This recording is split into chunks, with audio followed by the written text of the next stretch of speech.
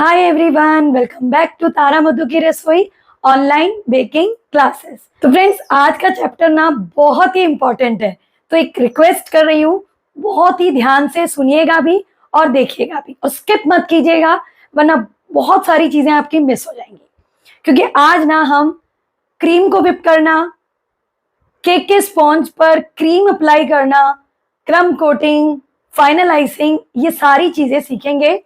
और साथ में फ्रेंड्स, मैं आपको बहुत ही इंपॉर्टेंट, जो आपके पास नोजल होने ही चाहिए, बहुत सारा कचरा आपको इकट्ठा करने की जरूरत नहीं है, वो सारी चीजें इस पूरी क्लास में बताऊंगी। तो बहुत ही ध्यान से देखिएगा भी और सुनिएगा भी। अब यहाँ पर फ्रेंड्स, सबसे पहला जो है मेन पार्ट हमारे इस चैप्टर का, वो है how to whip a cream. ठीक है, तो सबसे पहली चीज, क्रीम कौन सी लें। तो मार्केट में बहुत सारी वैरायटीज की क्रीम आती हैं। ट्रोपोलाइट की आती है, ट्रोपोलाइट में भी बहुत सारे वेरिएशन आते हैं, जैसे कि इकोट्रॉप है, ट्रोपोलाइट का ट्रफल है, ट्रोपोलाइट की रेड वेलवेट की क्रीम भी आती है, इसी के साथ डिलाइट की आती है, स्टार विप आती है, रिचेस की आती है। तो क्रीम आप अपनी पसंद की कोई भी लें, पर एक क्रीम है जो मैं पर्सनली कभी सजेस्ट नहीं करूंगी आप लें, वो है अमूल की विपिंग क्रीम। ध्यान दीजिएगा, मैं बोल रही हूँ अमूल की विपिंग क्रीम। इस क्रीम से कभी भी आपको रिजल्ट जो है वो परफेक्ट नहीं मिलेंगे, क्योंकि ये क्रीम बहुत जल्दी मेल्ट होती है। और मेरे बहुत सारे व्यूअर्स बोलते हैं हमारे आसपास मिल नहीं रही है, तो हमारे पास ऑप्शन यही है। तो देखिए, ऑप्शन अगर वही है तो फिर आपको प्रॉब्लम आएगी। तो अमूल की विपिंग क्रीम एंड अमूल की जो फ्रेश क्रीम है, वो दोनों ही क्रीम आपको नहीं लेनी। ठीक है, अमूल की फ्रेश क्रीम जो नीले कलर के पैकेट में आती है वो वाली, और विपिंग क्रीम साइड में मैंने फोटो लगाई है, आप देख सकते हो। ये दोनों क्रीमें आपको केक की डेकोरेशन के लिए यूज नहीं करनी। फ्रेश क्रीम आप ट्रफल वगैरह में यूज कर सकते हो, वो मैं आगे बताऊंगी, बट विपिंग क्रीम आपको अमूल की नहीं लेनी। इसी के साथ रिचेस की क्रीम बहुत ही अच्छी आती है, उसमें 3 वर्जन आते हैं, नॉर्मल, सिल्वर और गोल्डन। तो अगर आप बिगिनर हैं तो गोल्डन ना लें, और सिल्वर वाला जो वर्जन है वो काफी अच्छा है। मेरे यहाँ पर मिलती नहीं है, मेरे यहाँ पर जो अवेलेबल है मैं उसी से काम करती हूँ, और ये बहुत ही परफेक्ट रिजल्ट देती है। मैं यूज करती हूँ फ्रेंड्स ट्रोपोलाइट की ये क्रीम, आप डब्बे की पहचान कर लीजिए। प्लस ट्रोपोलाइट में भी बहुत सारी वैरायटी है। एक इकोट्रॉप है, वो इससे थोड़ा सस्ता वर्जन है, जिसका लाल सा डिब्बा होता है। और ये वाली ट्रोपोलाइट ना प्रीमियम है, यहाँ ऊपर प्रीमियम लिखा है, मैं पास से दिखा दूंगी, तो आप ये लीजिए। दूसरी इंपॉर्टेंट चीज, क्रीम हमेशा नॉन डेयरी ही लेनी है आपको, डेयरी वाली विपिंग क्रीम नहीं लेनी है। तो जो ब्लू कलर का अमूल का जो टेट्रा पैक वाली क्रीम होती है ना, फ्रेश क्रीम, वो विपिंग क्रीम है, कर सकते हो विप, लेकिन वो डेयरी विपिंग क्रीम है, तो वो सॉफ्ट ही रहेगी, वो परफेक्टली स्टिफ नहीं रहेगी। तो हमारी जब केक की डेकोरेशन में वो स्टिफ नहीं होगी तो कोई फायदा ही नहीं है। तो हमें अपनी केक के लिए नॉन डेयरी क्रीम लेनी होगी, जो कि ये ट्रोपोलाइट की हमें क्रीम मिल जाती है, और भी अलग अलग ब्रांड्स की मिलती है। बस आप कोशिश ये कीजिए, जो भी विपिंग क्रीम ले उसके ऊपर प्रीमियम जरूर देख लें। प्रीमियम होने से क्रीम ज्यादा लंबे समय तक स्टेबल रहती है।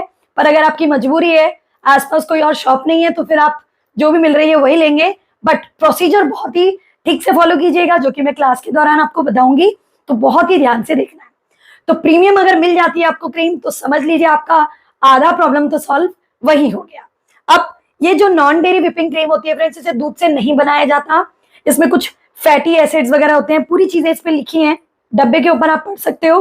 तो ये नॉन डेयरी होती है, मतलब दूध से ये नहीं बनी होती है। प्लस इसके अंदर शुगर पहले से होती है, ये मीठी होती है। आप अगर इसे चखेंगे तो ये मीठी होगी। इन केस आपको पता नहीं लगना है कि जो मार्केट में मिल रही है वो विपिंग क्रीम है या नहीं है, तो आप अगर मौका मिले तो उस क्रीम को चख कर देखिए। अगर वो फीकी है तो वो फ्रेश क्रीम है, मतलब वो केक के लिए नहीं यूज होगी। अगर वो मीठी है, वही क्रीम केक के लिए आपके यूज होगी। तो बहुत से लोग पूछते हैं मैम अपनी क्रीम को विप करने में शुगर नहीं डाली, तो देखिए शुगर डालने की जरूरत ही कहाँ है, ये ऑलरेडी मीठी होती है, तभी तो ये विप होगी। इसके अंदर आइसिंग शुगर पहले से डली हुई है, अगर इसके अंदर आइसिंग शुगर नहीं होगी तो ये विप ही नहीं होगी।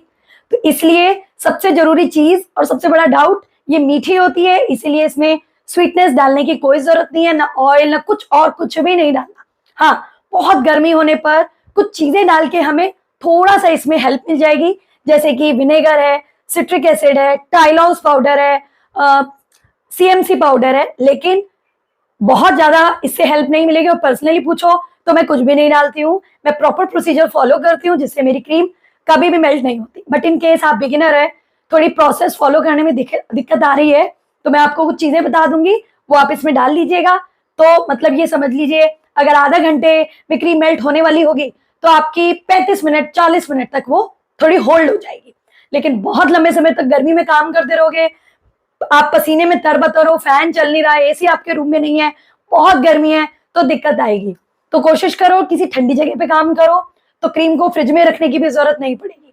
मैं यहाँ पर इस रूम में काम करती हूँ, पहले यहाँ पर एसी नहीं था, मैं आराम से अपने केक के काम करती थी, लेकिन बीच बीच में मुझे केक और क्रीम को फ्रिज में रखना होता था। लेकिन जब से मैंने यहाँ एसी लगवाया है तो मुझे बार बार फ्रिज के चक्कर नहीं काटने पड़ते।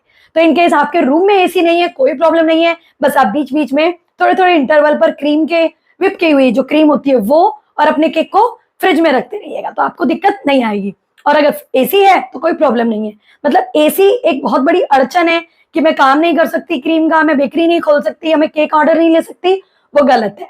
मैंने करीब 3-3.5 साल तक इस रूम में काम किया है जिसमें एसी नहीं था। हाँ, अभी लाइव क्लासेस के चक्कर में मैंने यहाँ लगवाया, क्योंकि 4-4 घंटे 5-5 घंटे यहाँ खड़ा होना पड़ता था, तो गर्मी लगती। जो मुझे लाइव क्लासेस में देखते हैं वो जानते होंगे, ठीक है। तो एसी होना बहुत जरूरी नहीं है, पर हाँ हेल्प मिलती है, लेकिन नहीं है तो भी कोई बात नहीं है, बीच बीच में फ्रिज से हेल्प लेंगे। दूसरी इंपॉर्टेंट बात, क्रीम की शेल्फ लाइफ कितनी होती है। देखिए, जब बाजार से लाए हो तो 6 महीने तक फ्रिज में स्टोर कर सकते हो, खुलने के बाद आप इसे 1.5 से 2 महीने के अंदर खत्म कर लो। 2 महीने तो एक्सट्रीम में बता रही हूँ, डीप फ्रीजर में रहे तो ठीक है, लेकिन कोशिश करो 1 से 1.5 महीने में खुली हुई जब खुल जाती है तो उसको खत्म कर लो। पैक्ड, अगर पैक्ड है तो 6 महीने तक भी फ्रीजर में जाएगी, और प्लस आप इसकी डेट ऑफ एक्सपायरी पढ़ लेना। दूसरी चीज, क्रीम आपने यूज करनी है तो आप अपने इसे ला करके कहाँ रखेंगे, मान लीजिए सबसे पहले यही देखते हैं।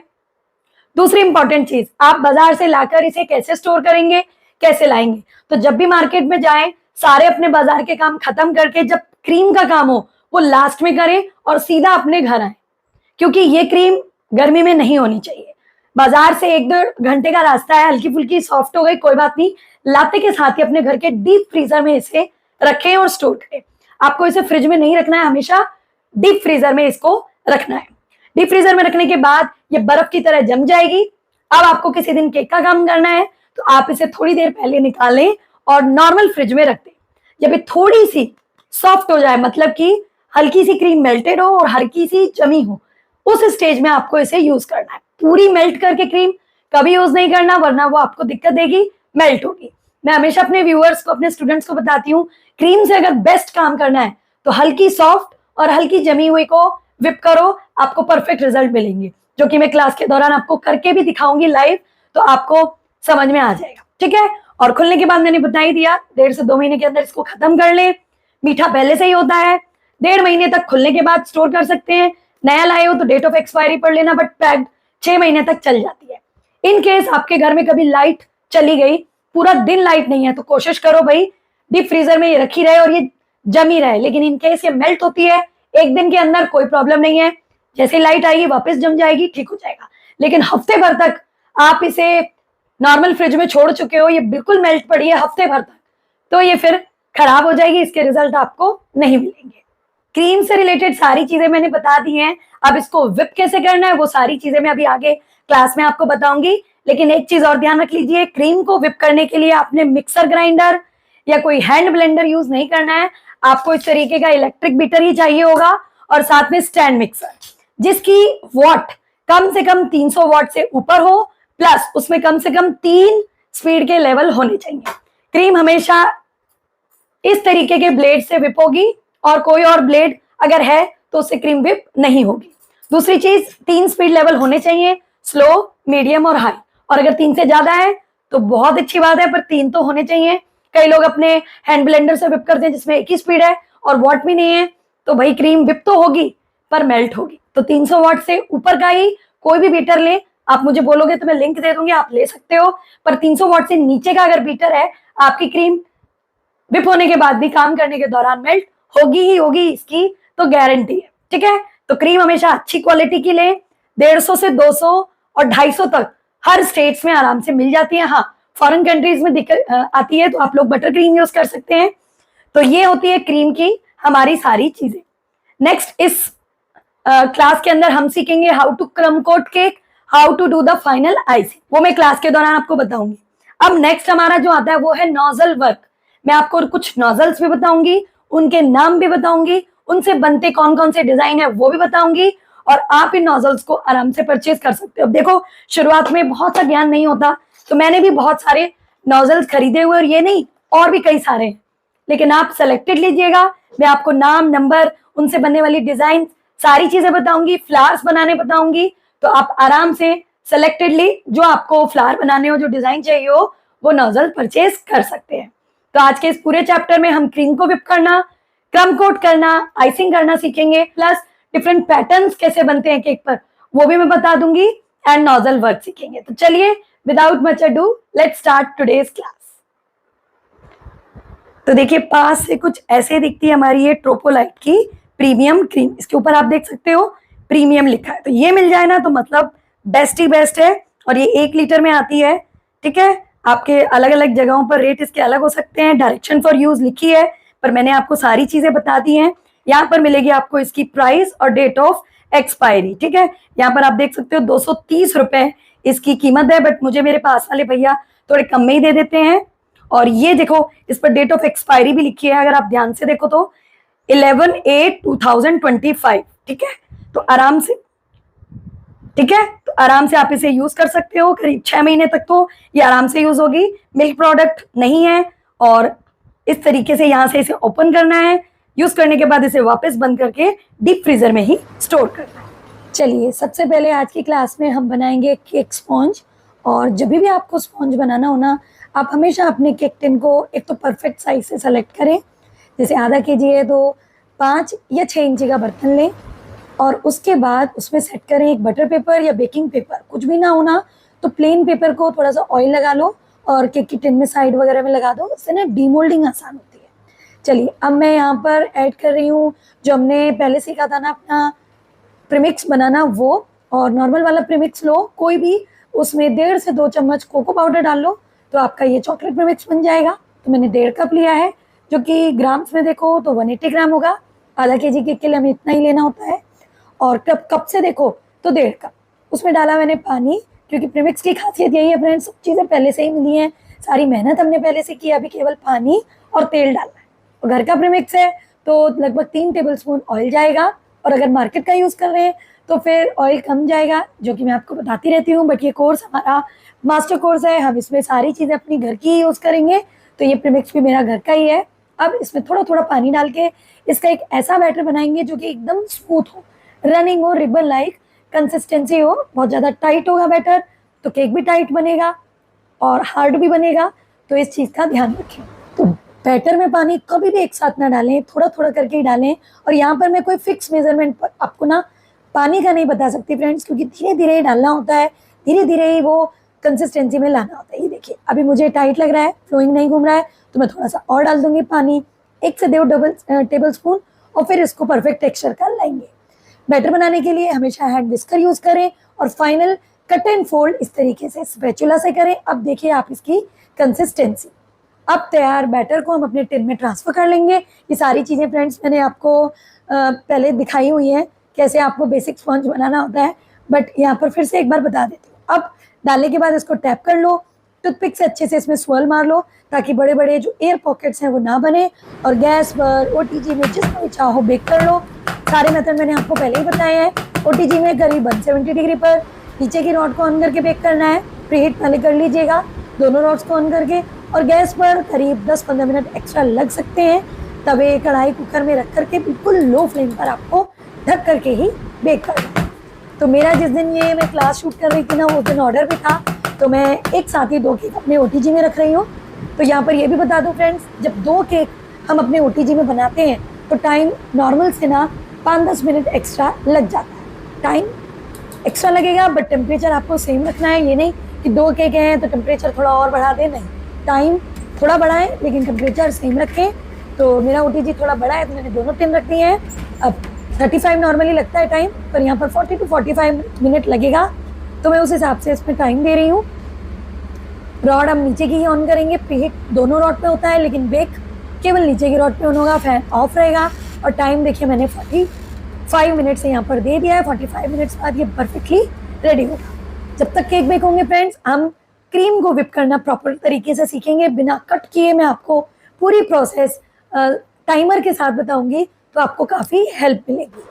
अब यहाँ पर सबसे ज़रूरी चीज़ कि हमें लेना है या तो कोई प्लास्टिक का बाउल जो कि माइक्रोवेव या वैसे सेफ हो फूड ग्रेड वाला, या फिर कांच का बाउल, स्टील का और एल्यूमिनियम का, लोहे का नहीं लेना है। अब बारी आती है क्रीम की।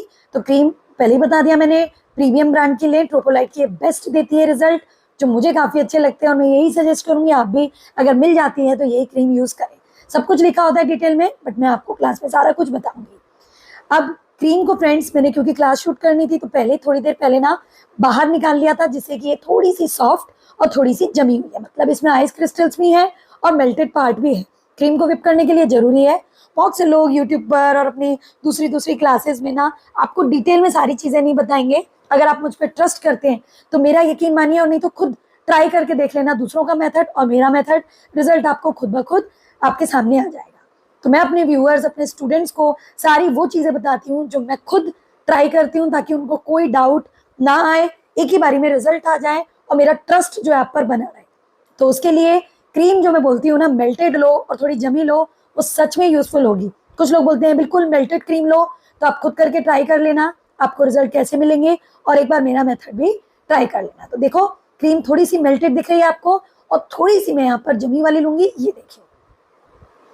कंप्लीटली मेल्टेड क्रीम आपको नहीं लेनी है, इसी कंसिस्टेंसी में क्रीम लेनी है। थोड़ी सी जमी होगी ना तो ये ठंडी काफ़ी देर तक रहेगी, फिर आपको वो जो नीचे आइस बात रखते हैं, बर्फ़ के क्रिस्टल्स रखते हैं, वो सब की ज़रूरत बिल्कुल नहीं पड़ेगी। अगर मेल्टेड लोगे तो फिर फ्रेंड्स आपको दिक्कत आएगी, और क्रीम बीच में विप करते हुए ना फ्रिज में भी रखनी पड़ सकती है। बट मेरे मेथड से करो, कभी दिक्कत नहीं आएगी। क्रीम मैंने ले ली और इसको इस तरीके से बंद करके अब आप फिर से डीप फ्रीजर में स्टोर कर लें, और नेक्स्ट टाइम फिर से सेम इसी टेक्सचर वाली क्रीम को लें, थोड़ी मेल्टेड और थोड़ी जमी हुई। तो क्रीम मैंने फ्रीजर में रख दी है। अब आती है बारी इसको विप करने की। मैं आधा केजी केक के लिए आपको क्रीम को विप करना बताऊंगी, क्योंकि मोस्टली हमें आधा केजी केक के ही ऑर्डर मिलते हैं। तो जो जमी हुई क्रीम है ना फ्रेंड्स, उसको आपको मेल्ट नहीं करना, बल्कि उसको किसी स्पून या स्पैचुला से ब्रेक कर देना। मतलब कि थोड़ा सा इस तरीके का कर देना कि वो घुल जाए, लेकिन इस स्टेज पर क्रीम ठंडी रहनी चाहिए, गर्म बिल्कुल नहीं रहनी चाहिए। चलिए, हमने उसको आइस क्रिस्टल से मतलब स्पून से उसको मैश कर लिया। अब मैं ले रही हूँ बीटर। मेरे इस बीटर में देख सकते हो आप 5 स्पीड लेवल हैं, कुछ में 6 आते हैं, पर 3 कम से कम स्पीड लेवल होने चाहिए। अब मैं शुरुआत में इसको 2 नंबर की स्पीड पर विप करूँगी, और मैं स्टॉप वॉच लगा देती हूँ फ्रेंड्स, मतलब टाइमर, तो आपको ना और आसानी से समझ में आएगा। तो ये मैंने टाइमर स्टार्ट कर दिया है, और अभी मैं 2 नंबर की स्पीड पर इसे विप करूँगी करीब 1.5 मिनट के लिए। ठीक है, क्रीम मेरी वही है, हल्की मेल्टेड, हल्की जमी हुई, जिसे मैंने स्पून से घोड़ा था। और आप कंटिन्यूस देखिए, मैं कोई भी कट नहीं करूंगी। टाइमर आपके आगे ही चल रहा है, ये सेकंड्स चल रहे हैं, 15 सेकंड, 16 सेकंड, 17 सेकंड, और आपको अपने बीटर को ऐसे ही चलाना है। यहाँ पर ध्यान देने वाली बात फ्रेंड्स, बीटर को कभी भी एक ही जगह पर मत चलाइए, हल्का हल्का उसको रोटेट करते रहिए। इससे क्या होगा, किनारे की क्रीम भी विप होती रहेगी और केवल सेंटर की ही विप नहीं होगी। तो इस तरीके से आप आराम से अपने बीटर को घुमाते रहिए। और दूसरी चीज़, कभी भी क्रीम के बिल्कुल बराबर के नाप का बाउल ना लें। क्रीम आपके बाउल में अच्छे से नीचे होनी चाहिए, बाउल बढ़ा लिए, ताकि क्रीम विप होने के बाद भी इधर उधर छलके नहीं, छींटे ना लगे। आप चाहो तो स्टैंड मिक्सर में भी विप कर सकते हो क्रीम, पर सब पर नहीं होगा, इसलिए मैं बीटर से बता रही हूँ। स्टैंड मिक्सर में भी फ्रेंड्स 10-12 स्पीड लेवल होते हैं, तो 3 नंबर या 4 नंबर की स्पीड को आप डिवाइड कर लेना 3 पार्ट्स में, और फिर उस पर विप करना। शुरू में आपको केवल 1 से 1.5 मिनट तक ही विप करनी है और बीटर को घुमाते रहना है।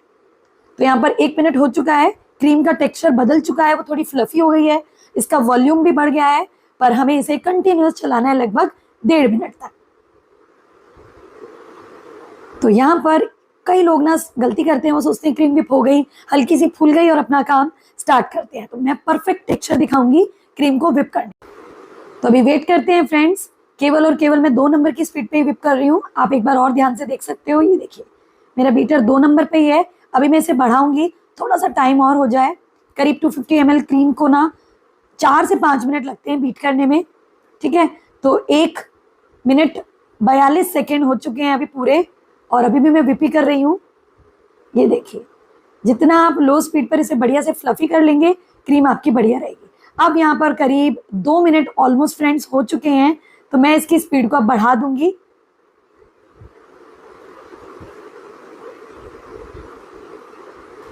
तो मैंने ना इस टाइम को भी रोक दिया फ्रेंड्स, 2 मिनट हो चुके हैं हमारे, और मैं आपको इसका टेक्सचर दिखाती हूँ अभी कैसा है। ये देखिए, मैं उठा रही हूँ, इसकी पीक्स ना बिल्कुल सॉफ्ट है, वो मुड़ रही है ना। ये स्टेज हमारी क्रीम की विप करने की मतलब अभी पूरी नहीं हुई है, ये सॉफ्ट है। अगर आप इस स्टेज पर केक पर काम करोगे ना, इस पर लगाओगे तो क्रीम मेल्ट होगी ही होगी, क्योंकि अभी इसका प्रॉपर टेक्सचर नहीं आया है। 2 मिनट के बाद फ्रेंड्स मैं स्पीड के लेवल को बढ़ा रही हूँ 4 नंबर पर। ठीक है, 4 नंबर के बाद हम इसे फाइनल पर कर देंगे और फिर इसे विप करेंगे। तो फिर से विप कर रही हूँ मैं, 1 मिनट तक और विप करूंगी और उसके बाद मैं इसको कंप्लीट 6 नंबर पर कर दूंगी। तो बस घुमाते घुमाते विप करते जाइए। टाइमर आपके सामने चल रहा है, आप चाहो तो मेरे संग टाइमर लगा के भी इस क्लास को देखते हुए क्रीम विप कर सकते हो। तो 3 लेवल होने से ना काम अच्छा हो जाता है। 2 स्पीड भी लेवल है ना फ्रेंड्स, तो दिक्कत आएगी। तो आई रिक्वेस्ट कि कोई भी बीटर या ब्लेंडर लो 3 स्पीड लेवल हो। उससे क्या होगा, 2 मिनट शुरू के आप लो लेवल पर करो, फिर 2 मिनट मीडियम पे और लास्ट का 1 मिनट हाई लेवल पर। क्रीम को हमेशा लास्ट में हाई स्पीड पर विप करके ही छोड़ना है। तो अब मैंने इसकी स्पीड को फ्रेंड्स पूरा बढ़ा दिया है। ठीक है, 40 सेकंड के बाद ही, क्योंकि मुझे टेक्सचर काफी अच्छा दिख रहा है। तो अब 6 नंबर की स्पीड पर मैं इसे विप करूंगी। आप देख सकते हो ऑलमोस्ट 3 मिनट होने वाले हैं। अब मैं फिर से इसका टेक्सचर आपको दिखाती हूँ। ये देखिए पिक्स बनी है, बट अभी भी ये उतनी परफेक्ट नहीं है। अब यहाँ पर फ्रेंड्स, अगर आपकी क्रीम आप जानते हो कि बहुत मेल्ट होती है, मैम मैं कुछ भी कर लूँ, मेरे रूम में एसी भी नहीं है और मेरे यहाँ बहुत गर्मी है, तो आपको एक सोल्यूशन बता देती हूँ। हालांकि मैं इसे यूज नहीं करती हूँ, बट हाँ ये बिगिनर्स को थोड़ी हेल्प कर सकता है, जो कि है टाइलॉस पाउडर या सीएमसी पाउडर। ठीक है, ये आपकी क्रीम को ना 10-15 मिनट होल्ड करने में हेल्प करेगा। अब देखो, ये मैं नहीं कहूंगी कि ये डालने से ना आपकी क्रीम मेल्ट ही नहीं होगी। अगर गर्मी में काम करोगे, क्रीम को फ्रिज में भी नहीं रखोगे तो मेल्ट होगी ही, और प्रॉपर्ली विप भी नहीं की होगी तो भी होगी। तो लगभग 1 से 2 चुटकी आप, जब आपके 3 मिनट हो जाए, ऑलमोस्ट आपकी क्रीम विप होने ही वाली हो, तब आप डाल दो। चाहे वो तो सीएमसी डाल दो, चाहे तो टाइलॉस डाल दो। इससे थोड़ा आपको स्टेबिलिटी मिलेगी, पर प्रोसेस पूरी फॉलो वैसे ही करनी है जैसे एज इट इज मैंने बताई है। और पहले ही कह चुकी इन चीजों से क्रीम मेल्ट ना हो, ये नहीं होगा। हो सकता है इसको डालने के बाद भी मेल्ट हो जाए, बट बोलते हैं ना, थोड़े तिनके को डूबते को तिनके का सहारा मिल जाए, तो वही वाली बात है। अब फाइनल फ्रेंड्स 6 नंबर पे स्पीड में विप कर रही हूँ और बस इसे घुमाती जा रही हूँ, घुमाती जा रही हूँ। ऑलमोस्ट 3 मिनट हो चुके हैं, लगभग 1 मिनट में इसको इसी तरीके से विप करूंगी घुमाते घुमाते, और हमारी क्रीम विप हो जाएगी। अगर आपका बीटर 300 वॉट से ज्यादा है, पूरी प्रोसेस आपने वैसे ही फॉलो की है कि हल्की क्रीम मेल्टेड ली, हल्की जमी हुई ली, तो आपकी क्रीम कभी भी मेल्ट नहीं होगी। और हाँ, बीच बीच में जब आप आइसिंग करो, डेकोरेशन करो, क्रीम के बाउल को ना फ्रिज में रख दो। ध्यान रखो, डीप फ्रीजर में नहीं रखना है, फ्रिज में रखना है। और बस 5-10 मिनट इसी तरीके से काम करने से आपका काम भी हो जाएगा, और डिजाइन बनाने के दौरान या आइसिंग करने के दौरान, डेकोरेशन करने के दौरान आपकी क्रीम मेल्ट नहीं होगी। तो कंटिन्यूस देखिए, ऑलमोस्ट घुमा घुमा करके 4 मिनट होने वाले हैं। क्रीम का टेक्सचर मुझे ठीक दिख रहा है, बट लास्ट में एकदम फाइनल हाई स्पीड पर ही विप करके इसको ऑफ करेंगे। और अगर आप फ्रेंड्स नॉन एसी रूम में काम कर रहे हो ना, तो विप करने के तुरंत बाद इसे फ्रिज में रख देना 5 मिनट के लिए, बस उसके बाद इसे यूज करना। और यहाँ पर ऑलमोस्ट हमारा टाइम हो चुका है। देखिए 4 मिनट भी नहीं हुए, क्रीम में स्टिफ पिक्स आ गई हैं। कभी भी ओवर विप नहीं करना है फ्रेंड्स। अगर पीक्स आपकी बन गई है बढ़िया, तो वहीं पर रोक दें। हो सकता है आपकी मेजरमेंट कम रही हो, तो हो सकता है 4 मिनट में ही विप हो जाए, बट मैक्सिमम 5 मिनट, उससे ज्यादा टाइम बिल्कुल भी नहीं लगता क्रीम को बीट करने में। तो यहाँ पर मैंने इसके बीटर के ब्लेड्स निकाल दिए हैं, जिसमें एक्स्ट्रा क्रीम लगी है उसको निकाल दो। ये देखिए, और अब मैं आपको इसका टेक्सचर दिखाती हूँ, कितना बढ़िया फ्लफी बना है। और टाइम भी आप देख सकते हो कितने में विप हुई है हमारी 250 ml क्रीम, लगभग 3 मिनट 50 सेकंड। और अगर 1 लीटर क्रीम है फ्रेंड्स, तो टाइम और भी ज्यादा लग सकता है। 100 ml क्रीम है तो शायद 2-3 मिनट में भी विप हो जाए।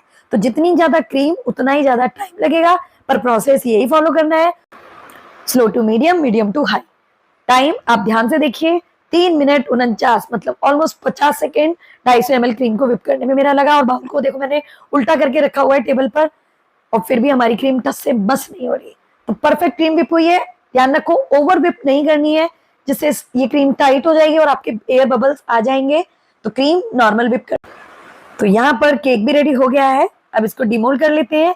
कभी भी आपको केक को पूरा ठंडा करने के बाद डिमोल्ड नहीं करना चाहिए, वरना नीचे की लेयर जो है वो स्वेट कर देगी। तो हल्के गर्म में ही डिमोल्ड कर लें।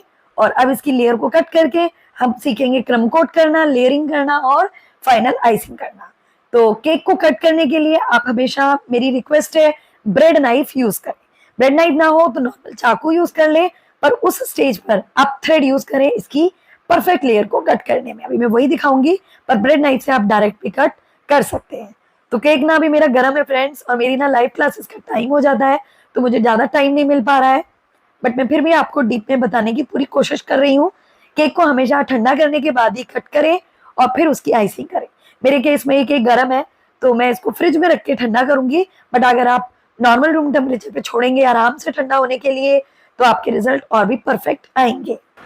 तो एक लेयर मैंने ब्रेड नाइफ से आपको कट करके दिखा दी। अब मैं आपको धागे से कट करके दिखाऊंगी। तो उसके लिए ना कोई भी चाकू हो, उससे किनारे पर अपने केक पर ना मार्क्स बना लीजिएगा। इससे क्या होगा, केक आपका इवनली कट होगा। तो घुमा घुमा करके मैंने नाइफ से ही देखिए केक पर मार्क्स बना लिए हैं। आधा केजी केक के लिए हमेशा 2 मार्क्स बनाने होते हैं, तो 3 लेयर आपको मिल जाएगी। ठीक है, तो दोनों तरफ के मार्क्स आपको दिख रहे होंगे। अब लेंगे कोई भी साफ साफ थ्रेड, एक तरफ मार्क पर अपने धागे को घुसाइए और जितने भी आपने मार्क्स बनाए हैं ना, उसको फॉलो करते हुए केक की दूसरी साइड में आके केक को मतलब थ्रेड को क्रॉस कर दीजिए। इस तरीके से क्रॉस करने के बाद जैसे गांठ मारते हैं ना, इस तरीके से अपोजिट डायरेक्शन में खींचिए, तो लेयर आपकी थ्रेड से कटती जाएगी और परफेक्ट रिजल्ट आपको मिल जाएंगे। बट आप ब्रेड नाइफ से भी कट कर सकते हो। मेरे केस में ना केक हल्का गर्म है, तो मैं धागे से कट कर रही हूँ, जिससे कि आराम से लेयर कट हो जाएगी। ये देखिए, ठीक है। इसी तरीके से दूसरी वाली लेयर भी कट कर लेते हैं। बोलते हैं ना फ्रेंड्स, जब बेस अच्छा बनेगा तभी आइसिंग अच्छी होगी, क्योंकि लेयर परफेक्टली कटेगी तो क्रम कोटिंग भी अच्छी होगी, और क्रम कोटिंग अच्छी होगी तो फाइनल आइसिंग भी अच्छी होगी। तो यहाँ पर ऊपर वाली लेयर को भी मैं कट कर रही हूँ। केक इतना नरम है ना फ्रेंड्स, आप देखो खुद ब खुद ही टूट रहा है, और गर्म होने के कारण ना मेरी लेयर टूट भी गई थी। पर आप सब जानते हो इस प्रोसेस को करना, आराम से लेयर को कट करना केक ठंडा करने के बाद। तो यहाँ पर हमारे पास ना 3 लेयर आ चुकी हैं। आधा केजी केक के लिए हमें 3 ही लेयर कट करनी होती हैं। और अब हम इसकी ना आइसिंग करेंगे उस क्रीम से जो अभी अभी हमने विप किया है। और केक का स्पॉन्ज देखिए कितना बढ़िया है, कोई भी इसमें एयर गैप नहीं पड़ा। अब आती है बारी फ्रेंड्स आइसिंग करने की। तो आप एक पाइपिंग बैग लें, जिसमें मटर के दाने जितने छेद का एक आगे से होल कट कर लें। अब इस क्रीम को, जिसको आपने फ्रिज में रखा था 5 मिनट के लिए आफ्टर विपिंग, आप एक बार स्पैचुला से थोड़ा स्मज करें। कभी भी क्रीम को रखा हुआ रख के डायरेक्ट यूज ना करें, उसको स्पैचुला से स्मज करें। ठीक है, उससे एयर गैप्स वगैरह निकल जाते हैं। अब अपने पाइपिंग बैग के अंदर क्रीम डालें और ग्लास की मदद से इस तरीके से उसे फिल कर लें। पाइपिंग बैग से आइसिंग करने से बहुत आसानी होती है, क्रीम बिल्कुल भी एक्स्ट्रा नहीं लगती, रिजल्ट भी परफेक्ट आते हैं। आप बिगिनर भी हैं तो भी आपका काम प्रोफेशनल होगा। तो ये मैंने पाइपिंग बैग को भर लिया है, ये देखिए। चलिए अब करते हैं अपने केक की आइसिंग। अब मेरा है चॉकलेट स्पॉन्ज, तो मैं सादे पानी से इसकी सोकिंग कर रही हूँ। आप चाहो तो इसमें गनाश डाल सकते हो थोड़ा सा, चाहो तो अगर कोई और फ्लेवर का केक है, मान लो पाइनएप्पल का है, तो पाइनएप्पल के क्रश को पानी में डाल दो। नहीं तो कुछ नहीं, तो सिंपल शुगर का और चीनी का पानी ले लो। मतलब चीनी 1 चम्मच तो पानी 3 से 4 चम्मच। बट मेरे केस में फ्रेंड्स केक बहुत मीठा मुझे नहीं बनाना है मान लो, तो मैं नॉर्मल पानी ले रही हूँ। नॉर्मल पानी से भी सोकिंग बढ़िया होती है। अब सोकिंग करने के बाद ना इस पर अप्लाई करेंगे क्रीम। तो देखिए अगर बिगिनर हैं तो पाइपिंग बैग से करेंगे तो काम आसान होगा, क्रीम भी एक्स्ट्रा नहीं लगेगी और आपको फिनिशिंग भी मिलेगी। प्लस अगर आपने पैलेट नाइफ से क्रीम लगाया तो कहीं क्रीम कम या ज़्यादा हो सकती है, जैसे कि जो आपकी केक की लेयर होगी वो टेढ़ी मेढ़ी होकर पूरी केक की शेप को बिगाड़ सकती है। तो क्रीम लगाने के बाद अब मैंने लिया अपना पैलेट नाइफ, जो कि 8 इंच का है बेंड वाला। और पैलेट नाइफ को एकदम स्ट्रेट पकड़ना है, ना बेंड करके पकड़ना है ना नीचे की तरफ पकड़ना है, एकदम स्ट्रेट। स्ट्रेट पकड़ने से देखिए कितनी बढ़िया क्रीम जो है आप अपने केक पर लगा पाओ। उसके बाद साइड की क्रीम को भी आपको बराबर करते जाना है, जिससे कि साथ के साथ आपकी क्रम कोटिंग होती जाएगी। कोई भी केक का पार्ट ना एक्स्ट्रा होगा तो वहीं पर सेट होगा। क्रीम लगाने के बाद फ्रेंड्स आप चाहो तो नॉर्मल क्रश गनाश यहाँ डाल दो, लेकिन अगर चाहते हो कि आपका कस्टमर बंध जाए, मतलब इतनी बढ़िया उसको टेस्ट लगे कि वो वापस आपके पास ही आए, तो एक काम करना, इसमें ना वेल वाली फिलिंग करना, मतलब कि कुएं वाली फिलिंग। उसके लिए क्या करना है, सिंपली क्रीम की ना बाउंड्री बनानी है और जो भी गनाश है या क्रश है वो सेंटर में डाल के फिर स्प्रेड करना। इससे क्या होगा ना, अगर ये लिक्विड ही हुआ भी तो केक की साइड से नहीं आएगा, प्लस आप एक अप्रोप्रिएट अमाउंट में इसको लगा पाओगे। और लगाने के बाद जो किनारे पर क्रीम लगाई है ना, बस हल्का हल्का उसको अंदर की तरफ स्मच कर देना। तो इस तरीके से जो क्रश या फिलिंग आप लगाओगे ना, उससे आपकी केक में एक्स्ट्रा टेस्ट आएगा। यकीन ना हो तो ट्राई करके देख लेना। उसके बाद साइड की क्रीम को फिर से क्रम कोट कर देंगे, जैसे मैं कर रही हूँ। और अब इसके ऊपर दूसरी लेयर, तीसरी लेयर सेम बिल्कुल इसी प्रोसेस से करेंगे। तो यहाँ पर क्लास बहुत लंबी ना हो जाए, मैंने दूसरी लेयर भी रख दी है सेम उसी की तरीके से, और उसकी भी बढ़िया से क्रीम लगा ली है। अब फिर से इसके ऊपर वेल वाली फिलिंग करेंगे। तो इस तरीके से आप अपने केक की ना क्रम कोटिंग करेंगे। क्रम कोटिंग का मतलब होता है फ्रेंड्स कि केक के छोटे मोटे क्रम्स को क्रीम के अंदर हाइड कर देना, और आपके टर्न टेबल पर जो भी केक के पीसेस हो छोटे मोटे उनको हटाते चलिए साथ साथ, नहीं तो वही आपके फाइनल आइसिंग में फिर दिखेंगे। अब फिर से मैंने क्रीम लगा ली है, सेकेंड लेयर लगा करके फिर से मैंने एक बाउंड्री बना ली है, और फिर से मैं, क्योंकि ये चॉकलेट का केक है तो गनाश डाल रही हूँ। अगर कोई पाइनएप्पल का केक है, स्ट्रॉबेरी का केक है या रसमलाई का केक है तो उसके रिकॉर्डिंग आप फिलिंग हो, क्रश हो, वो लगा सकते हो। 1 से 1.5 टेबल स्पून लगता है फ्रेंड्स हाफ के जी के केक की लेयरिंग में, और 1 kg के केक में लगभग 2 से 2.5 टेबल स्पून। बहुत ज़्यादा भी नहीं लगाना, नहीं तो वो केक की साइड से लीक आउट हो जाएगा और आपकी पूरी मेहनत बिगड़ सकती है। तो बस इसी तरीके से करते जाइए। अब लगाएंगे फाइनल अपनी केक की थर्ड लेयर, और आप देख सकते हो मैं पैलेट नाइफ एकदम स्ट्रेट रख के ऊपर की भी क्रीम को स्मच कर रही हूँ और साथ के साथ साइड की क्रीम को भी स्मच कर रही हूँ। ये देखिए, टर्न टेबल अगर आपका बढ़िया वाला होगा तो आपका काम भी एकदम फर्स्ट क्लास होगा। मेरा ये जो टर्न टेबल है ना वो स्टील का है, और ये सारी चीज़ें मैंने अपनी पिछली क्लासेस में आपको बताई हुई हैं। और यहाँ पर आप फाइनल थर्ड लेयर फ्रेंड्स वही लगाओ जो आपके केक की सबसे नीचे वाली बॉटम लेयर होती है, ठीक है। उससे केक को ऊपर एक प्लेन सरफेस मिलेगा और बिल्कुल भी टेढ़ा मेढ़ा आपका केक नहीं होगा। तो ये मैंने लगा दिया, और अच्छे से ना हाथों से दबा दो, कहीं भी अगर कोई एयर बबल गैप होगा तो वो सेट हो जाएगा और आपका केक बाद में जाके कभी भी ना धसेगा नहीं। अब इस वाली लेयर को भी फ्रेंड्स बहुत से लोग पूछते हैं कि मॉइस्ट करना है नहीं करना है, तो हल्का कीजिए, मैंने हल्का ही किया है। और अब क्या करेंगे, ऊपर क्रीम नहीं लगाएंगे, हम लगाएंगे एकदम साइड में, और साइड में भी क्रीम ऐसे लगानी है मतलब थोड़े थोड़े गैप्स में। अभी हम फ्रेंड्स ध्यान कीजिए क्रम कोटिंग कर रहे हैं, फाइनल आइसिंग नहीं कर रहे हैं। तो यहीं पर अगर हम बहुत एक्स्ट्रा क्रीम लगा देंगे और फाइनल आइसिंग में भी लगाएंगे ना तो क्रीम बहुत ज़्यादा आपके केक पे हो जाएगी, केक का वेट भी बढ़ जाएगा और केक का साइज भी बड़ा हो जाएगा। तो हमें वो नहीं करना है, हमने थोड़ी थोड़ी साइड में और ऊपर में क्रीम लगानी है। अब आप देखो मैं पैलेट नाइफ से केवल और केवल क्रीम को बराबर कर रही हूँ, इधर से उधर और दाएं से बाएं, बाएं से दाएं। जहाँ लग रहा है कि केक बहुत ही ज़्यादा दिख रहा है वहाँ थोड़ी सी क्रीम लगा दो। तो पहले अपनी ऊपर की क्रीम को प्लेन करो, एकदम प्लेन होना चाहिए सरफेस, डोम शेप नहीं होनी चाहिए। और अब पैलेट नाइफ को ना 90 डिग्री रख के आगे पीछे करते करते हम अपनी क्रीम को स्मच करेंगे। कहीं केक का दाना दिख रहा है तो उसको तुरंत निकाल दीजिए, वरना यही आपको बाद में तंग करेगा। तो आगे पीछे करते हुए पूरा एक सर्कल आपको लेना है, मतलब जहाँ से स्टार्ट किया वहीं पर एंड। कहीं लगता है कि भाई बहुत बड़ा गैप है, वहाँ क्रीम लगा दो तुरंत की तुरंत, जैसे मैं लगा रही हूँ, और बस आगे पीछे। तो पूरा राउंड मैंने कर लिया है। अब फाइनली एक बार इस तरीके से एक बार रोटेट कर देंगे, तो जितने भी गड्ढे थे, जितने भी गैप्स थे वो सब भर गए। ऊपर की तरफ से अब क्रीम को ना किनारों से थोड़ा अंदर करेंगे, ये देखिए। तो इस तरीके से ये होती है क्रम कोटिंग। अभी जो क्रम कोटिंग करने के दौरान आप अपना पैलेट नाइफ जिस क्रीम के बाउल में डाल रहे हो वो अलग होना चाहिए फ्रेंड्स, क्योंकि अगर ये मेन क्रीम में मिक्स हो गया ना पैलेट नाइफ, तो इसमें ना केक के छोटे मोटे दाने लगे होते हैं, वो आपकी क्रीम को खराब कर देंगे और फिर फाइनल आइसिंग में वही चीज़ दिखेगी। तो ये छोटी छोटी बारीकी की चीज़ें। अब देखिए ये केक का पीस है, वो यूं ही दिख रहा था तो मैंने उसे हटा दिया, वहाँ गड्ढा ना हो जाए, वहाँ क्रीम लगा दी, और इस तरीके से आपको पूरे केक की ना अपनी बढ़िया सी क्रम कोटिंग करनी है। अभी यहाँ पर मुझे लग रहा है कि केक का पीस ना थोड़ा बाहर निकला हुआ है, तो ऐसी स्टेज पर आपको क्या करना है, लेनी है एक सीजर, और सीजर से इस पीस को कट कर देना है। यकीन मानो फ्रेंड्स, अगर आप यहाँ कितनी कोशिश कर लो कि क्रीम लगा के इसको बराबर कर लूँ, वो नहीं होगा, वो बाद में आपको तंग करेगा। तो आपने क्या करना है, कोई भी एक्स्ट्रा पार्ट पहले ही सीजर से कट कर देना है। इस पीस को रिमूव कीजिए और यहाँ पर क्रीम लगाकर इसको सेट कीजिए। इससे क्या होगा, क्रीम अंदर तक भर जाएगी और बाद में आपको तंग नहीं करेगा। वहीं आपने अगर क्रीम से इसे छुपाने की कोशिश की तो चाहे कुछ भी कर लो, ये एक पार्ट बाद में दिखेगा ही, विजिबल होगा ही होगा, और आपकी फाइनल आइसिंग बिगड़ेगी।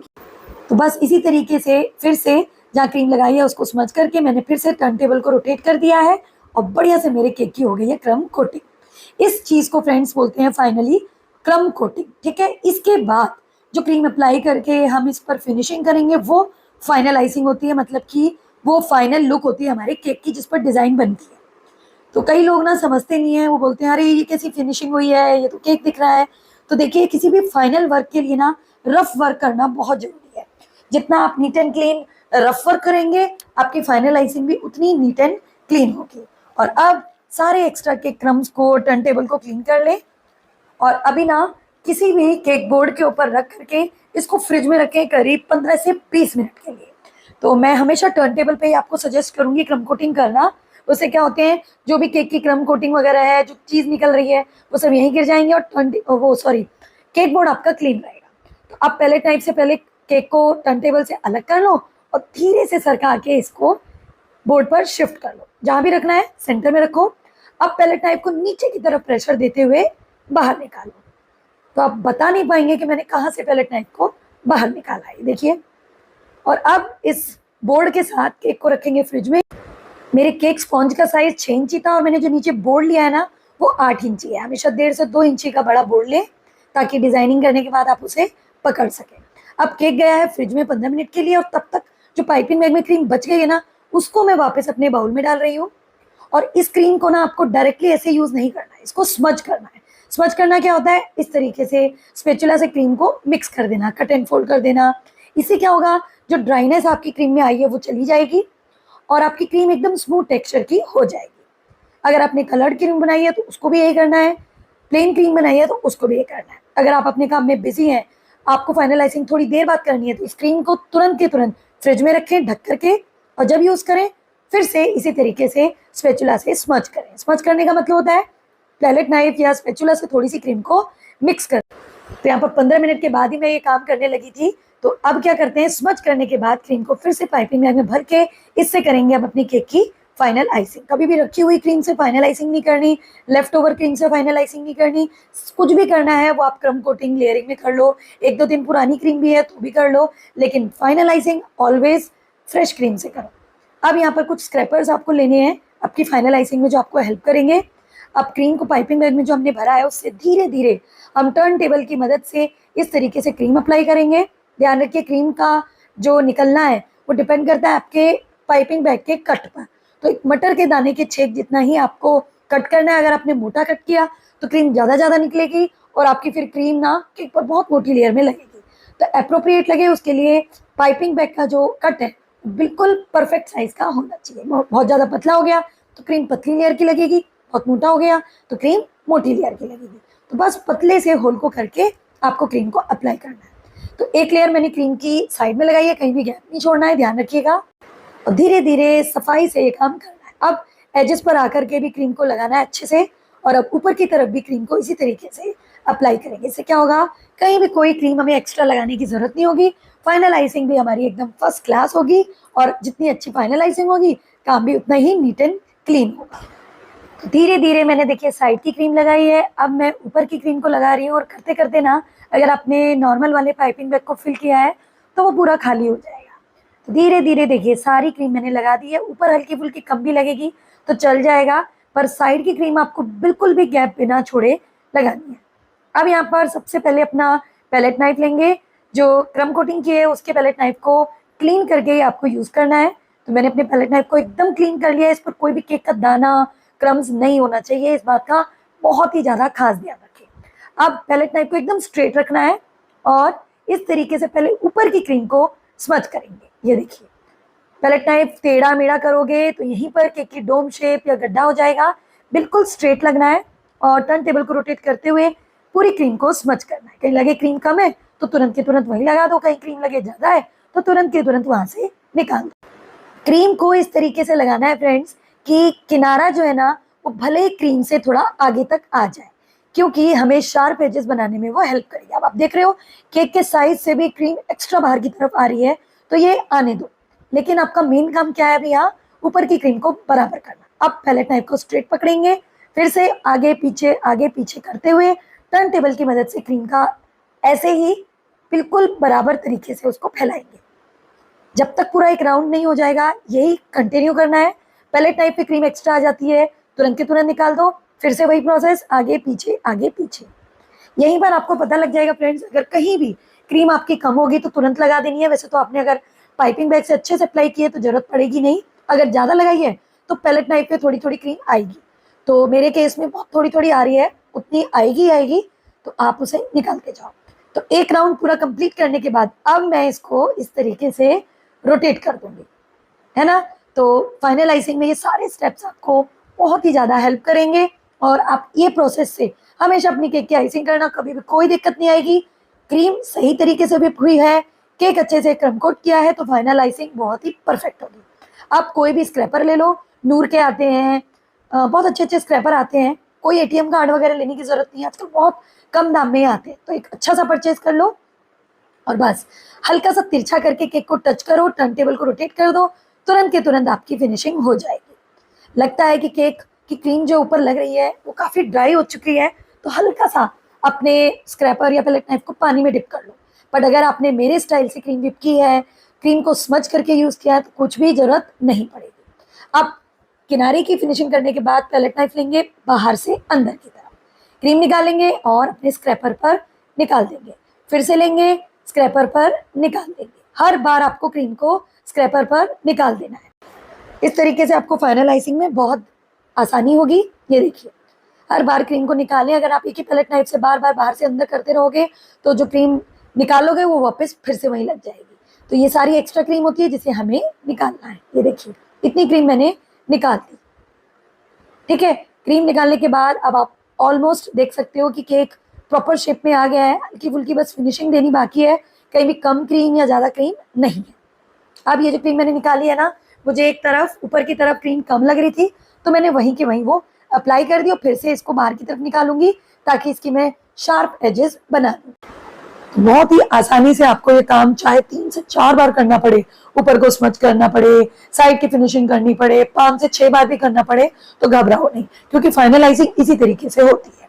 ऊपर की क्रीम को हमेशा इस तरीके से लगाएं कि वो थोड़ी सी अपने किनारों से एक्स्ट्रा बाहर की तरफ आ जाए, क्योंकि वही हमें जो शार्प एजेस है वो बनाने में मदद करेगी। ये देखो, मैंने फिर से बाहर ऊपर की जो क्रीम है बाहर की तरफ निकाल दी है। ये देखिए, और फिर से मैं साइड में चलाऊंगी तो शार्प एजेस बन जाएगी और फिर से एक्स्ट्रा क्रीम बाहर से अंदर।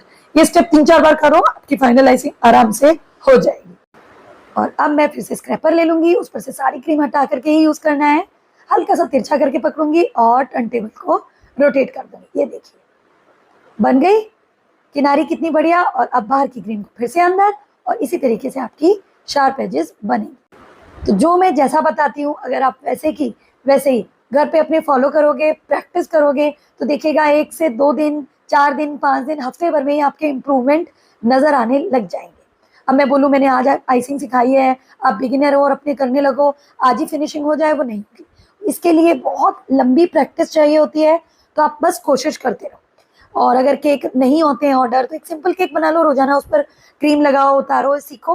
हफ्ते भर तक आपका केक रह जाएगा फ्रिज के अंदर रख के, और उसे किसी को खाने को मत दो, क्योंकि वो सिर्फ आपकी आइसिंग के लिए है।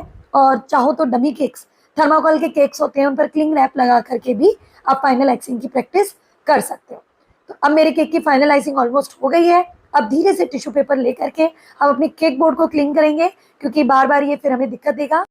तो मैंने अच्छे से बोर्ड को क्लीन किया। फाइनली अब मैं स्क्रैपर से फिर से इसके ऊपर किनारे पर देखो स्क्रैपर घुमा रही हूँ परफेक्ट फाइनल आइसिंग देने के लिए। ये देखिए फ्रेंड्स, ऐसे तो बहुत सारी चीज़ें हैं फाइनल आइसिंग करने के लिए। आप पानी का स्प्रे करके कर सकते हो, या लेवलर आते हैं मार्केट में, बट अगर आप हाथ से करोगे तो बहुत ही अच्छे रिजल्ट आएंगे।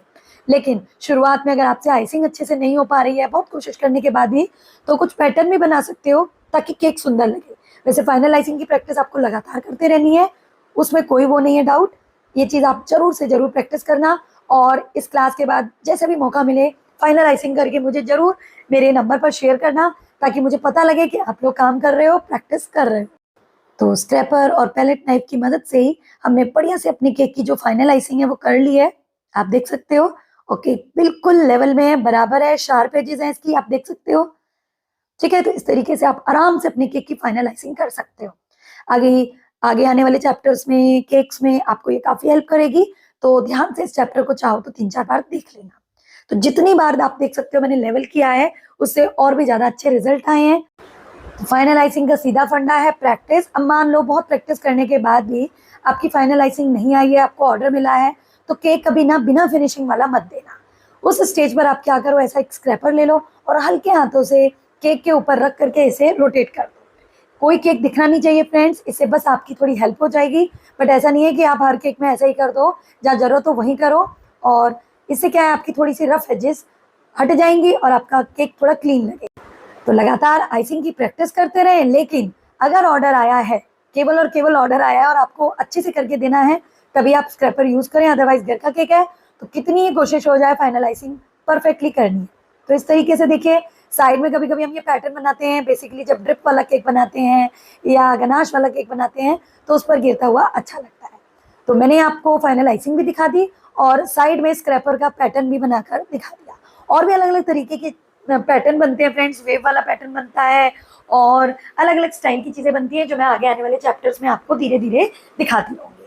तो ये मैंने साइड में पैटर्न बनाया है। बट अगर मान लो आपके केक की फाइनल आइसिंग ऊपर की भी अच्छी नहीं हुई है तो यही स्क्रैपर आप टॉप में भी इस तरीके से रोटेट कर सकते हो। तो हल्का सा रोटेट करना है बस, ये देखिए, और ये हमारा राउंड वाला पैटर्न बन जाएगा। इससे और भी खूबसूरत एजेस बन जाएंगी और किसी किसी केक की रिक्वायरमेंट में के पैटर्न सुंदर लगते हैं तो आप वहाँ पर बना सकते हो। इसी तरीके से आप बाहर से अंदर की तरफ अगर इसे मारोगे तो एक नया पैटर्न बन जाएगा। ये देखो, तो जो पसंद हो, जो अच्छा लगे वो ट्राई करो। ऊपर मारने के बाद अगर लगे तो साइड में भी इस तरीके से बीच बीच में मार सकते हो। यही नहीं, जो सिलिकॉन के ब्रश आते हैं ना, उससे भी पैटर्न बना सकते हो। बट स्क्रैपर से बनाना आसान होता है, सस्ता सा मिल जाता है। मैं नंबर दे दूंगी, नहीं तो प्रतिमा जी की शॉप का, आप वहाँ से भी ले सकते हो। तो इस तरीके से हमारे केक के ऊपर पैटर्न भी बन गया फ्रेंड्स। मैंने प्लेन करके भी दिखा दिया, अलग अलग स्टाइल भी दिखा दिए। जो आपको पसंद हो आप वो बना लीजिएगा। लेकिन फाइनल आइसिंग की प्रैक्टिस जितनी हो उतनी कीजिएगा, चाहे 6 से 7 बार में भी आपके रिजल्ट ना आए। फिर से देखिए, मैं तो इसको स्क्रैपर मार के फिर से पहले जैसा कर देती हूँ। ये देखिए, तो ये तो हो गया हमारा फर्स्ट पार्ट कंप्लीट, जिसमें हमने क्रीम को व्हिप किया, क्रम कोटिंग सीखी और फाइनल आइसिंग के साथ पैटर्न बनाने भी सीखे। अभी आगे के पोर्शन में हम नोजल से अलग अलग तरीके के डिजाइन बनाना सीखेंगे। तो चलिए फ्रेंड्स, अब देख लेते हैं हम नोजल्स और नोजल से वर्क।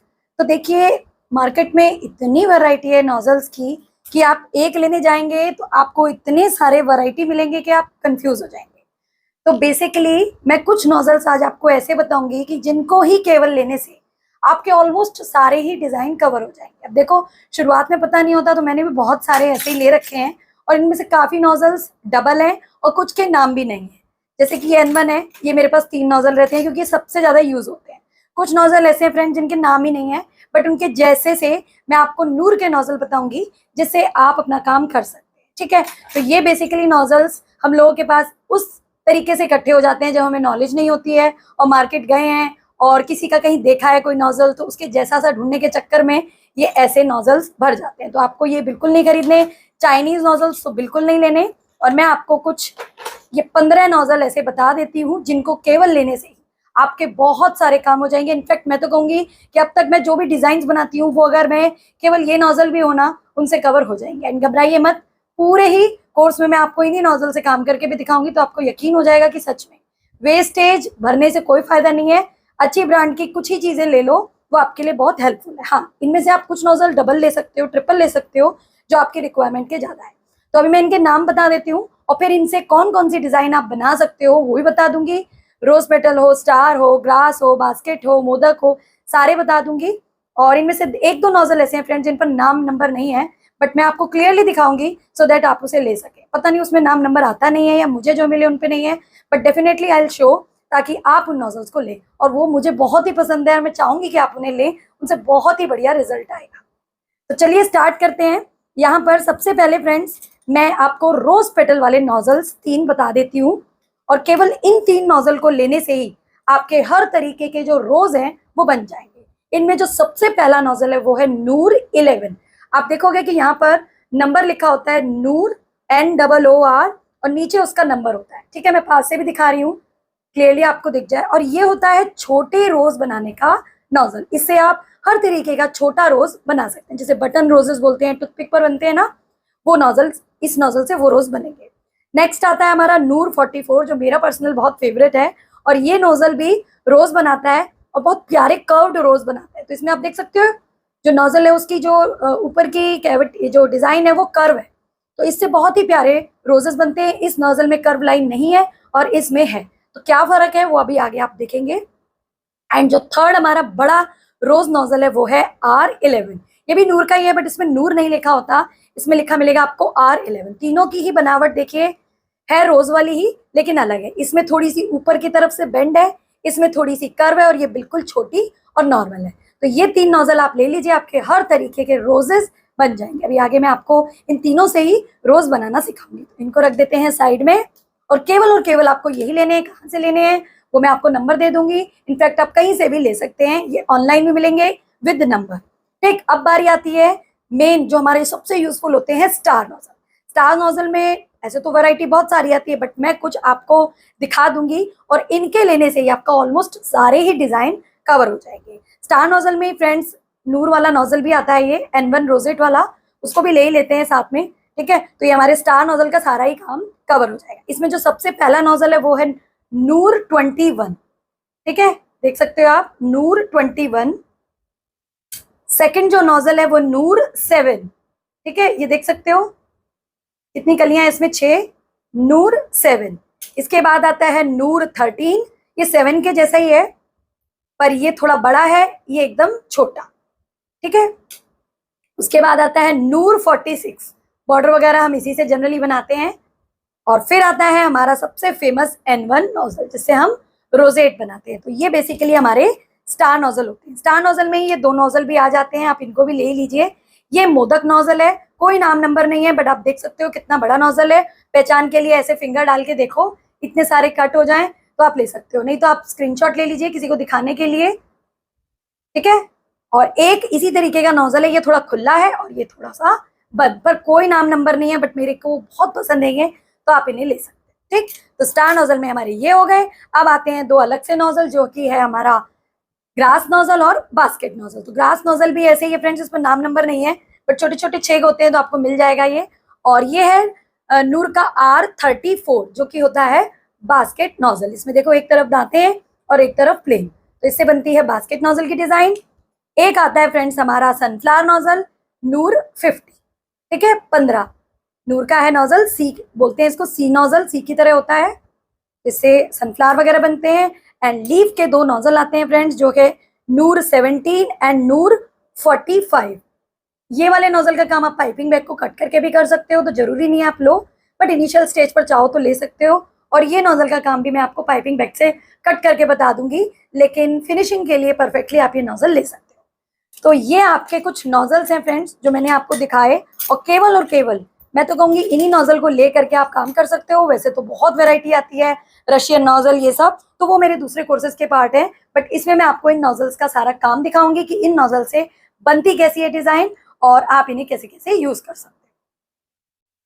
अब मैं आपको बताती हूँ कि नोजल्स को पाइपिंग बैग में फिट कैसे किया जाता है। तो पाइपिंग बैग मार्केट में अवेलेबल होते हैं, अलग अलग साइजेस में आते हैं, सबके ऊपर लिखा रहता है, जैसे ये L है, आप मीडियम भी ले सकते हो, स्मॉल भी ले सकते हो। और मैंने बताया आपको दूसरे चैप्टर में कि जितने पैकेट में लोगे उतना फायदा होगा।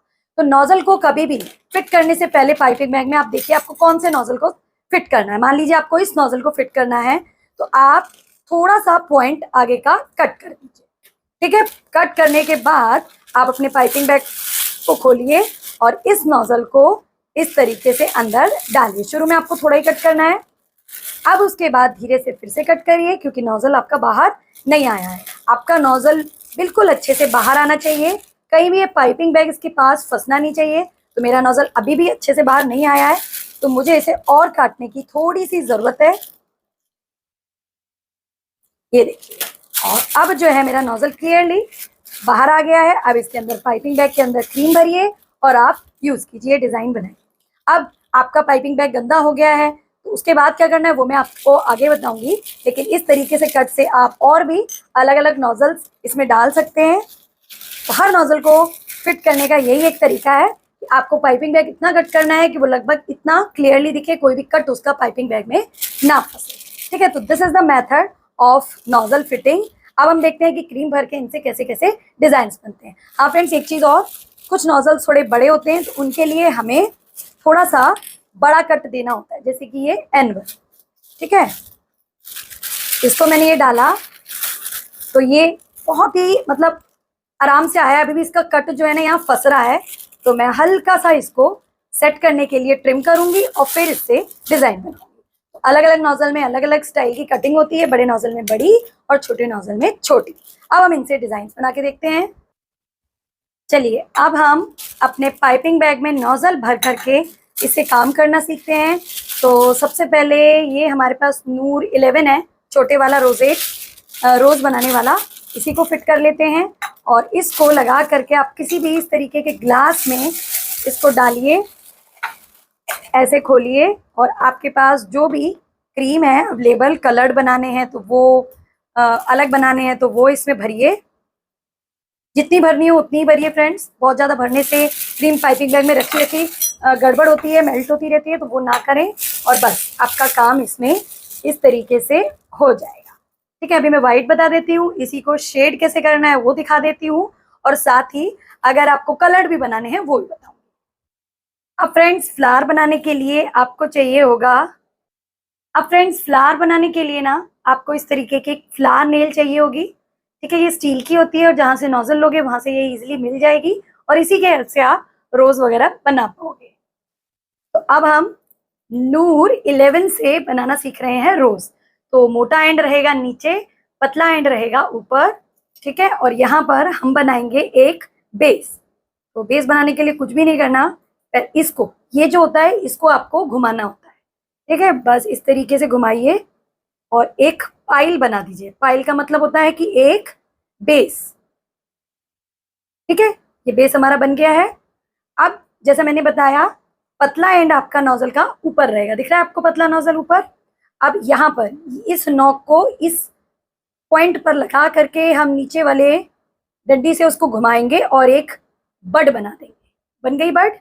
अब आपको इसी से लेकर यहाँ पर डालना है। ठीक है, ये पहले आप थोड़ा नोजल को अंदर रखिए, फिर धीरे धीरे नोजल को ऐसे करिए। इससे क्या होगा, आपकी थोड़ी सी पत्तियां ऐसे बनेंगी जैसे रोज बंद होके खिला। ये देखिए।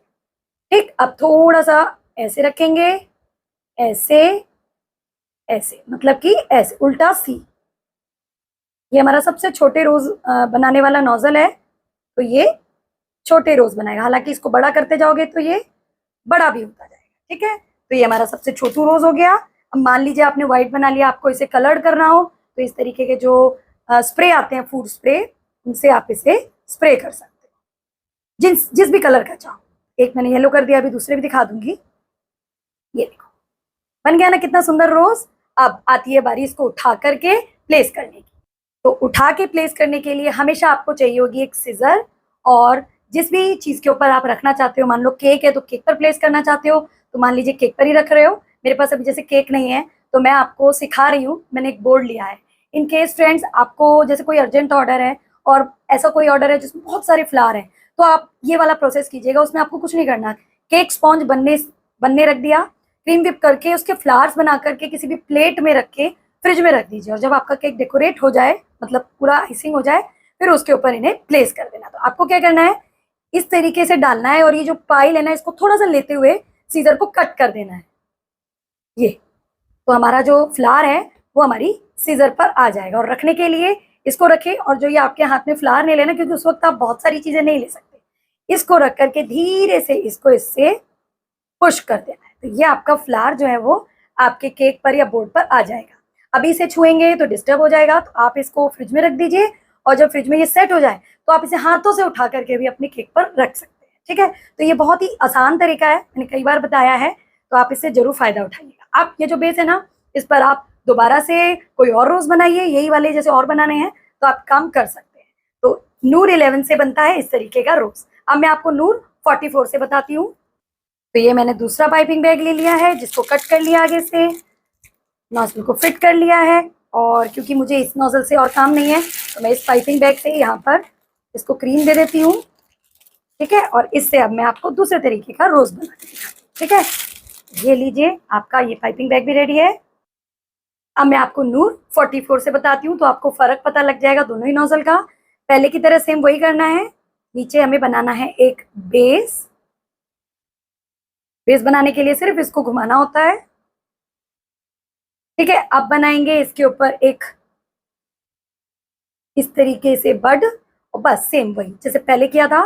पहले पत्तियों को थोड़ा अंदर कर देते हैं, जिससे लगेगा कि पत्तियां अभी थोड़ी खिली हैं, कोई लगता है पत्ती ठीक नहीं है तो उसको फिर से ठीक कर लीजिए, ये देखिए। और अभी आपको समझ में आएगा कि कर्व वाले नोजल का काम क्या होता है। ये देखिए, दिख रही है पत्ती आपको बेंड हुई हुई? ये देखिए, ये देखिए, ठीक है। तो ये फायदा है इस नोजल के कर्व होने का। ये देखिए, ये ये ठीक है। धीरे धीरे करके ये जो पूरा नीचे का बेस है ना, इसको आप ढक दीजिए। ये अब बताइए, दिख रहा है ना इसकी पेटल्स कैसे मुड़ी हुई? अच्छा, सबसे फेमस रेड रोज ही होता है, तो या तो आप रेड क्रीज से भर लीजिए, मतलब शेड कर लीजिए, अदरवाइज ये मेटालिक रेड स्प्रे भी आता है, वो भी आप यूज कर सकते हो, ठीक है। शेडेड बनाना है शेडेड बनाइए, पूरा रेड करना है पूरा रेड कर दीजिए, आपका चॉइस। मैं पूरा ही रेड कर देती हूँ। ये देखिए, इतना प्यारा रेड रोज बन गया। एकदम स्प्रे करते हैं ना तो उसका लुक नहीं आता, 1 मिनट बाद इसका लुक आएगा, ठीक है।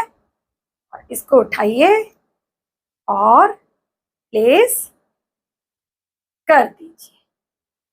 सी कितने आराम से हमने ये रोज बना लिया, ठीक है। आप रेड कलर की क्रीम से बनाओगे तो उसकी बात अलग होगी, और ऐसे बनाओगे तो उसकी बात अलग होगी। अच्छा, अब मैं जो ये बड़ा R11 नोजल है ना, इससे कलर्ड क्रीम से आपको रोज बना के दिखाती हूँ। तो ये मैंने पाइपिंग बैग में भर लगा लिया है R11 नोजल, और ब्लू कलर की क्रीम को मैंने भरा है, ठीक है। अब मैं आपको इससे दिखाती हूँ कैसे रोज बनता है। तो सेम वही हमें करना है। और ये देखिए, नोजल का ना हल्का सा एंड प्लास्टिक का जो है ना वो छुप रहा था, वहीं पर हम इसे ट्रिम कर देंगे, वरना ये हमारे नोजल में फंसेगा। फिर से वही करना है, आपको बनाना है बेस, ठीक है। ये देखिए, बड़ा रोज बनेगा इस पर, तो बेस भी थोड़ा सा बड़ा बनाएंगे, और फिर से बनाएंगे बड और पत्तियां, ठीक है। इसका रोज जो है वो बड़ा बनेगा, जैसे पहले किया था सेम वैसे ही करना है। ये देखिए, है ना, इसकी पत्तियां बड़ी बन रही होंगी, आपको दिख रहा होगा कि हाँ मैम, जो पहले रोज है केवल 4 ही राउंड में ये काफी बड़ा हो गया। ये देखिए, लास्ट में चाहो तो ऐसे एक घुमा, देखो कितनी प्यारी पत्तियों वाला रोज बना है, आप खुद ही देख सकते हो। और इसको फिर से वैसे ही उठाया और लगा दिया। अब आप समझ गए होंगे फ्रेंड्स, तीनों ही नोजल का काम, नूर 11 छोटू, उससे मीडियम नूर 44 और R11, ठीक है। जब ऐसे रोज बनाने हो छोटे तो ये वाला लीजिए, जब थोड़े मीडियम बनाने हो तो ये, और जब बड़े बड़े रोजेस बनाने हो तो R11। अब मैंने लिया है फ्रेंड्स इसके अंदर रोजेट वाला नोजल नूर 11, ठीक है। और इससे आप रोजेट कैसे बनाएंगे वो मैं आपको दिखाती हूँ। आपको जस्ट इस तरीके से ऊपर रखना है। और अब फ्रेंड्स ये है मेरे पास नूर N1 नोजल, ठीक है। इससे रोजेट बनाने के लिए सिंपली ये आपको घुमा देना है जितना भी बड़ा रोजेट चाहिए, ठीक है। और अगर हाफ चाहिए तो ये, ठीक है। ये जब आपको कभी केक में चेन बनानी हो ना, जब काम आता है। सिंपली इससे ब्रेडेड भी बनती है डिजाइन, ठीक है, और स्टार वाले फ्लावर्स भी बनते हैं, ठीक है। बड़ा रोजेट, हाफ रोजेट बनाने होते हैं, और ब्रेडेड डिजाइन और फ्लावर। तो ये है आपके नूर N1 नोजल का काम। मेरे पास जो शेडेड क्रीम थी ना, मैंने वही ले लिया है, तो वो थोड़ी सी कलर आपको दिख रही होगी। आप अलग अलग शेड्स के बना सकते हो, व्हाइट बना सकते हो, टोटली अप टू यू। ये फ्रेंड्स नूर 46 नोजल, तो इसका कट आप देख लो, ठीक है। ये मेरे हाथ में फ्रेंड्स अब नूर 13 नोजल, और इससे कैसे डिजाइन बनते हैं ये देखिए, छोटे छोटे फ्लावर्स, ठीक है। रोजेट भी बनेगा, तो छोटे रोजेट बनाने हो तो ऐसा नोजल ले सकते हो, और ब्रेडेड भी बनेगा, बॉर्डर भी बनेगा, ठीक है। ये है नूर 13 नोजल। अब यहीं पर सेम क्रीम से आपको नूर 7 का काम भी दिखा देती हूँ, तो आपको फर्क पता लगेगा। ये फ्रेंड्स नूर 7, ये देखिए, फर्क पता लगा आपको? ये देखिए, ठीक है। इसका रोजेट भी देख लीजिए, ये देखिए, थोड़ा सा ही फर्क है साइज में। इसकी ब्रेड और इसका बॉर्डर, ठीक है। दोनों नोजल का काम दिखा दिया मैंने, नूर 13 का भी और नूर 7 का। अब है फ्रेंड्स मेरे हाथ में नूर 46 नोजल, ये देखो, ये देख रहे हो इसके फ्लावर, और ये जनरली बॉर्डर के लिए यूज होता है, ठीक है, इस तरीके के। और ज्यादा तो मैं बॉर्डर और स्टार फ्लावर ही बनाती हूँ इससे। तो ये है नूर 46 नोजल। अब मैं आपको फ्रेंड्स ग्रास नोजल का काम दिखाती हूँ।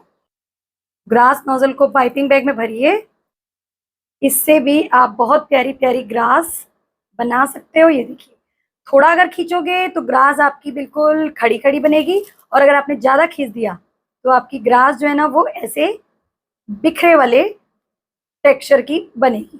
तो आपको कहीं बहुत सारी ग्रास दिखानी है तो आप ये कीजिए, अदरवाइज स्मॉल स्मॉल पैटर्न भी अगर खींचोगे तो ग्रास बहुत ही सुंदर लगती है, ठीक है। अब मैं नूर 17 जो लीफ वाला नोजल होता है ना फ्रेंड्स, उसका काम आपको दिखाती हूँ। वैसे तो ये नोजल का काम आप पाइपिंग बैग को कट करके भी कर सकते हो, बट इनिशियल स्टेज पर आप ले सकते हो। ये देखिए, इस तरीके के इससे ये पत्तियां बनेंगी, ठीक है। आप ये डिजाइन भी इससे कभी कभी बना सकते हो, और बेसिकली बनती इससे पत्तियां ही हैं। और सॉफ्ट पीक रहने से ना जो पत्तियां हैं उनकी जो टिप है वो कटी हुई नहीं बनेगी, ठीक है। तो ये है नूर 17। अब मैं आपको जो दूसरा लीफ वाला नोजल होता है जिसका नाम है नूर, अब मैं आपको जो दूसरा नोजल है पत्तियों का, नूर 45, उसका काम दिखाती हूँ। तो इस नोजल को फ्रेंड्स ऐसे नहीं बल्कि आपको ऐसे पकड़ना होता है, मतलब कि ये पोजीशन नहीं है इसको पकड़ने की, ये पोजीशन है, और ऐसे ऐसे इसकी पत्तियां बेसिकली ऐसे पॉइंटेड अगर बनानी हो तो ये नोजल यूज में आता है, ठीक है। तो ये नूर 17 और ये है हमारा नूर 45 जो लीफ बनाने में काम आता है। अब मेरे हाथ में फ्रेंड्स बास्केट नोजल। तो बास्केट नोजल से डिजाइन बनानी होती है, कभी कभी हमें जब बास्केट वाला काम करना होता है केक की साइड्स में, तो वो भी आपको दिखाती हूँ। इसके लिए आपको क्या करना है, जो कट वाला पार्ट है वो आपको ऊपर रखना है, ठीक है, और उससे खींचनी है लाइन, ये इस तरीके से, ठीक। अभी मान लीजिए आपको बास्केट ही बनानी है, क्योंकि इस नोजल से हम बेसिकली बास्केट ही बनाते हैं। तो आपने एक लाइन खींची, अब इसके ऊपर से हम ऐसे लाइन खींचेंगे, ऐसे लाइन खींचेंगे और ऐसे लाइन खींचेंगे, ठीक। सेकेंड लाइन आपको फिर से ऐसे बनानी है, और ये जो गैप है यहां से आपको ऐसे, तो एक बार आपकी 3 बनी, एक बार आपकी 2 बनी, फिर से लाइन खींचेंगे और फिर से ये वाला। ऐसे आप केक पर बास्केट वाला इफेक्ट भी बना सकते हैं, ठीक। इस नोजल से बॉर्डर भी बनाते हैं कभी कभी बास्केट केक पर, तो वो ऐसे बन जाता है, ठीक है, और एक ऐसे भी बनता है, बट बेसिकली मैं ये वाला बना लेती हूँ कभी कभी, ये ऐसे, ठीक है। तो ये हमारा हो गया बास्केट नोजल। अब मैं फ्रेंड्स आपको ये जो बड़ा वाला मोदक नोजल है इससे दिखाती हूँ काम।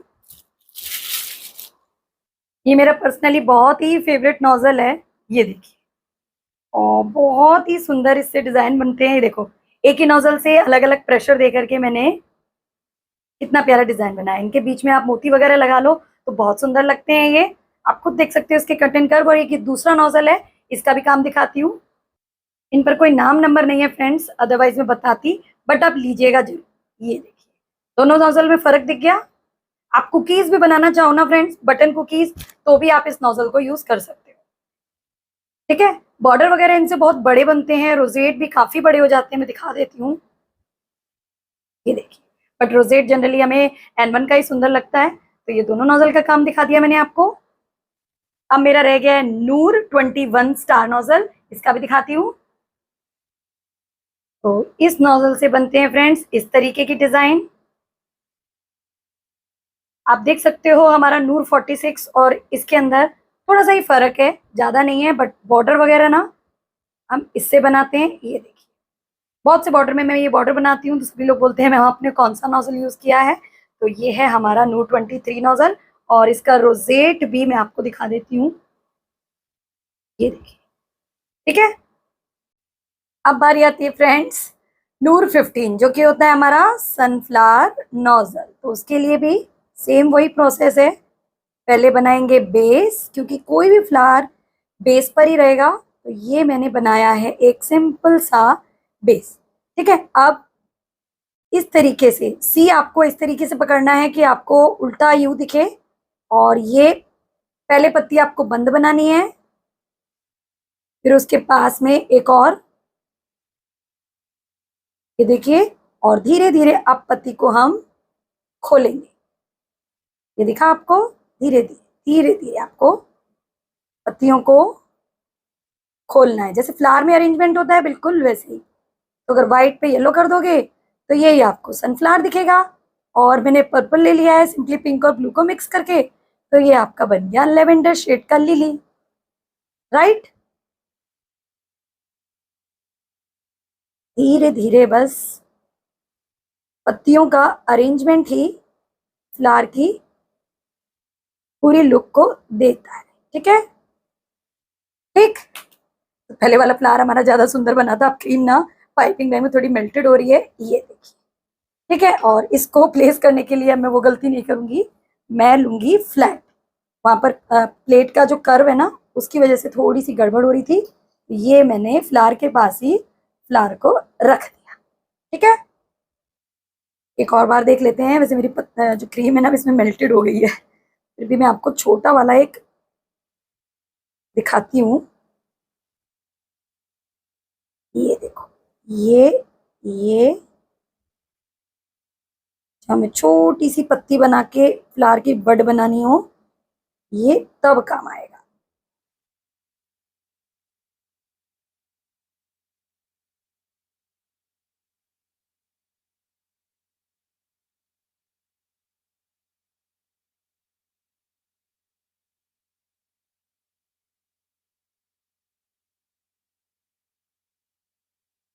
ठीक है, जब हमें कभी बड बनानी हो ना, ये हमारा फ्लावर तब काम आएगा,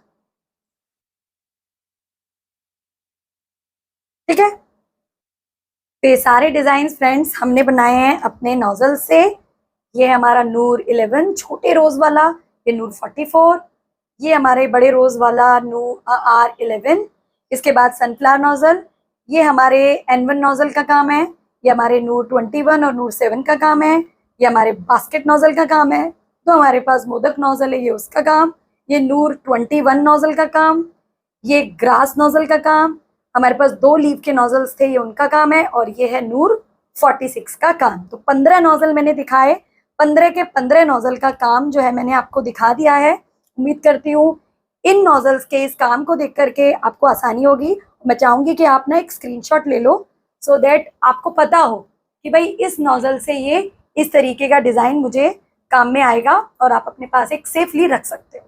हर रोज का हर तरीके के डिजाइन को आप क्लियरली अब ध्यान में रख लीजिएगा कि इस नोजल से ये बनता है, तो आप उससे आप कभी भी अपने केक पर डिजाइन बना सकते हो। और इस सारे डिजाइन से ही फ्रेंड्स केक्स वगैरह बनते हैं। तो जरूरी नहीं आप बल्क में इतनी सारा खर्च इकट्ठा कर लो, खर्चा करके जो यूज में भी ना आए। ये सारे नोजल से सारे काम होते हैं, छोटे रोजेट, बड़े रोजेट, बॉर्डर बनेंगे, पत्ते बनेंगे, ग्रास बनेगी, बास्केट बनेंगे, इस तरीके के स्टार फ्लावर डिजाइन बनेंगे, सनफ्लावर बनेंगे। मेरे हिसाब से ये पूरा का पूरा आपका जो क्रीम वर्क होता है वो कवर करता है।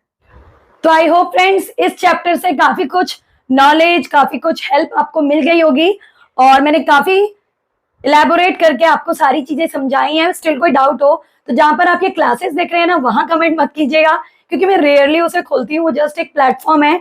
आप मुझे व्हाट्सएप पर मैसेज कीजिएगा, और टाइप करके अगर अपना मैसेज क्वेश्चन पूछें तो बहुत अच्छी बात होगी, क्योंकि कई बार ना मैं वॉइस मैसेजेस सुन नहीं पाती हूँ। तो आप टाइप करके जरूर भेजिएगा। और क्रीम के बारे में सारी डिटेल जानकारी मैंने दे दी है, तो नेक्स्ट टाइम जब भी क्रीम व्हिप करें जरूर से जरूर इन स्टेप्स को फॉलो कीजिए। मैंने टाइमर से आपको बताया आज, तो होपफुली आपको फायदा होगा। फिर भी कोई डाउट है तो जरूर पूछिएगा। आज के लिए इतना ही, मिलेंगे नेक्स्ट चैप्टर में। Till then bye bye, take care, keep trying and keep baking.